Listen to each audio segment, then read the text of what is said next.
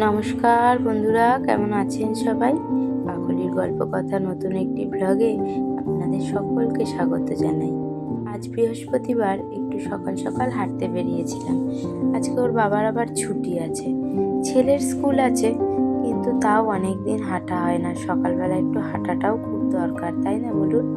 শরীরটা একটু সুস্থ রাখার জন্য সকালে যদি আধ ঘন্টা 1 ঘন্টা একটু হেঁটে আসা যায়, সারাটা দিন বেশ চনমনে থাকে শরীরটা। তো আমি কিন্তু এই মন্দিরটাতে হেঁটে বাড়ি আসার পথে একটু ঢুকেছিলাম। একদম মন্দিরের সামনে যাইনি, ওই বাইরেটা দিয়ে একটু ভগবানকে দর্শন করে প্রণাম করে আসলাম। সকাল সকাল যদি একটু ভগবানের দর্শন করা যায়, মনটা কিন্তু বেশ ভালোই লাগে। আর ফেরার পথে মনে পড়লো যে এবছর কিন্তু আর জগদ্ধাত্রী পুজোর ঠাকুর দেখতে যাওয়া হয়নি। তো এখানে একটা ছোট্ট করে পুজো করা হয়, ভাবলাম তাহলে মাকে দেখেই যাই, যদি ঠাকুর থেকে থাকে এখনো।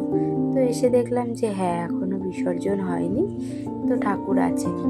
কি সুন্দর ঠাকুরটা দেখুন, ক্যামেরাতে কতটা বোঝা যাচ্ছে জানি না, ঠাকুরটা কিন্তু বেশ অনেকটা বড়। আর ওপরের ডেকোরেশনটাও কি সুন্দর করেছে দেখুন। তো তারপর আমি কিন্তু এখানে ঠাকুর দেখে প্রণাম করে চলে এসেছি সোজা বাড়ি। আর কোথাও দাঁড়াইনি, কারণ অলরেডি অনেকটা লেট হয়ে গেছে।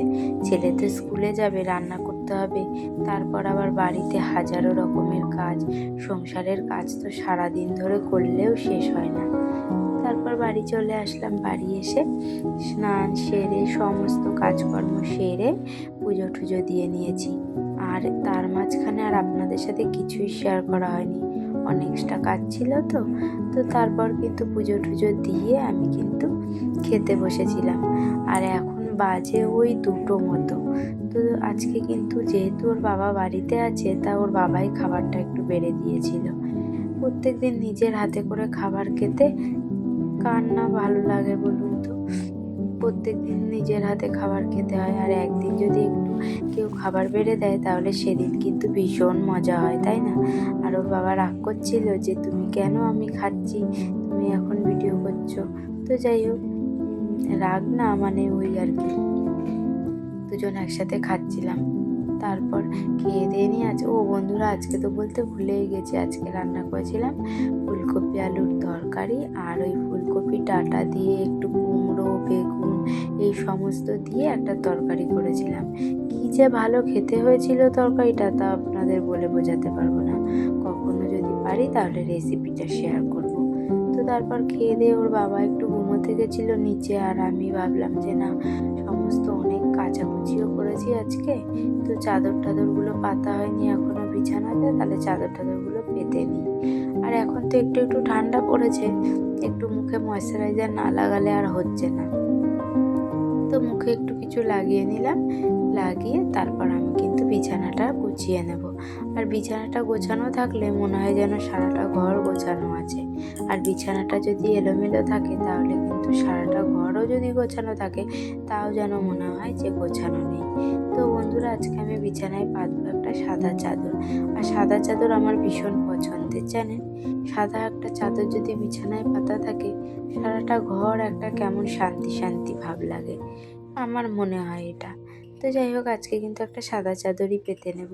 আর এই যে একটা চাদর পাতা দেখছেন বিছানায়, এটা সবসময় পেতেই রাখি। তার উপরে আমি অন্য একটা ধোয়া সুন্দর চাদর পাতি। এটা একটা পুরনো চাদর পেতে রাখলে তোশকটা অতটা নোংরা হয় না। তো আমার এরকমভাবেই আমি করি। তো একটা চাদর ওরকম পাতা থাকে, আর ওপরের চাদরটাই 2-3 দিন অন্তর তুলে ধুয়ে দিই। তারপর আবার অন্য একটা চাদর পাতি।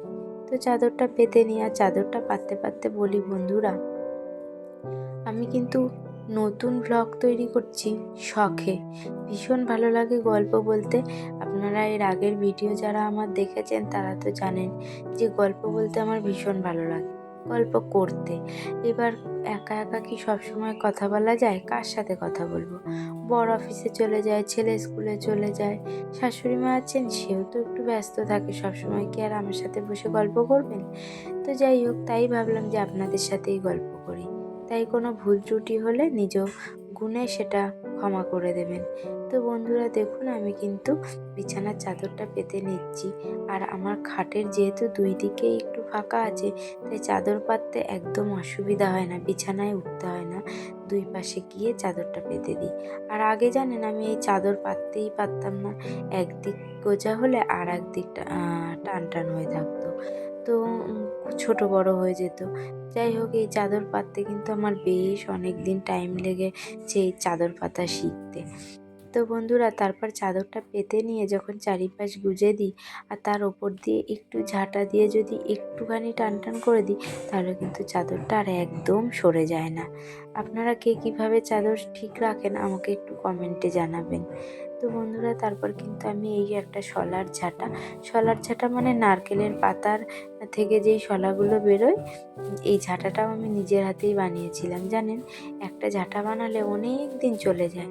প্লাস্টিকের ঝাঁটা কিনতে পাওয়া যায় ঠিকই, কিন্তু এই ঝাঁটাগুলো কিন্তু বেশ লম্বা হয়, তো অনেকটা সুবিধা হয়। তো একটা ঝাঁটা করলে অনেক দিনই চলে যায়। বিছানার চাদরটা পাতা হয়ে গেছে, এবার আমি বালিশগুলো রেখে দেবো।